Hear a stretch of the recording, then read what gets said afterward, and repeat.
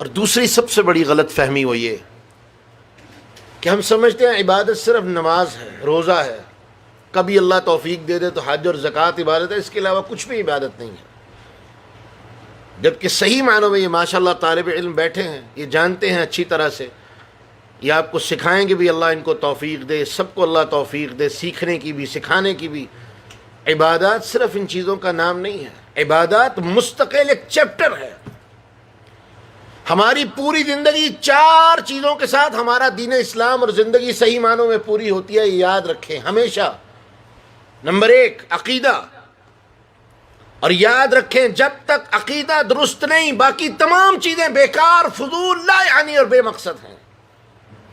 سب سے پہلے آپ کا عقیدہ ہے، اگر عقیدے میں خامی ہے، عقیدہ درست نہیں، معاملات درست نہیں، آپ کے عقیدے کے اندر توحید درست نہیں، آپ کی کسی عمل کی اللہ کے ہاں کوئی قدر و قیمت نہیں ہے۔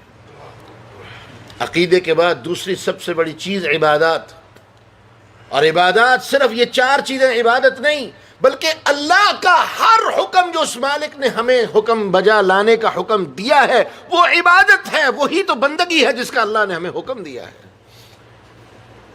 اور یہ بڑا وسیع چیپٹر ہے، اور ہم اسی غلط فہمی میں مبتلا ہے۔ نماز پڑھ لو، حاجی صاحب نشے کا کاروبار کرتے ہوں، حاجی صاحب بھی، اب لیٹسٹ مثال بات کرتے ہیں، پاکستان میں 2 دن پہلے کرونا وائرس کا کیس آ گیا، میڈیا نے خبر پھیلا دی کہ جی 2-4 کیس کرونا کے رپورٹ ہو گئے ہیں۔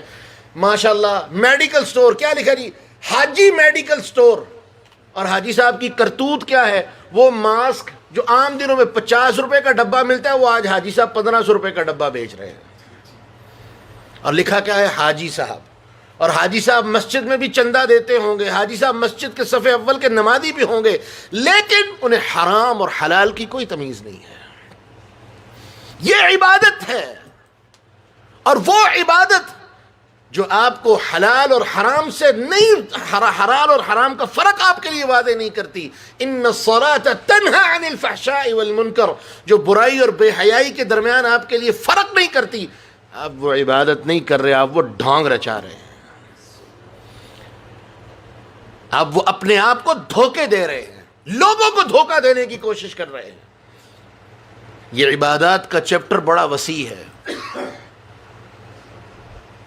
تیسری چیز اخلاقیات۔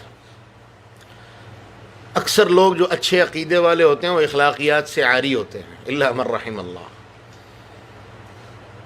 مثال بریلوی موجود ہیں آپ کے سامنے، دیوبندی بھی موجود ہیں، تبلیغی جماعت والے، ان کے عقیدے کورے سفید کاغذ کی طرح، جن کی کوئی وقت اور قدر و قیمت نہیں، شرک پر مبنی عقیدے، ان کے شرک کی آمیزش والے عقیدے، لیکن حالت کیا کہ اخلاقیات میں آپ کو ایسے لگیں گے جیسے زبان سے دنیا فتح کر لیں۔ اور چوتھی اور آخری چیز معاملات۔ اور اکثر لوگ کہتے ہیں جی 4 چیزیں تو ایک ہی چیز بہتر ہو سکتی ہے نا جی، کوئی ایک میں اچھا ہوگا 3 میں خراب ہوگا۔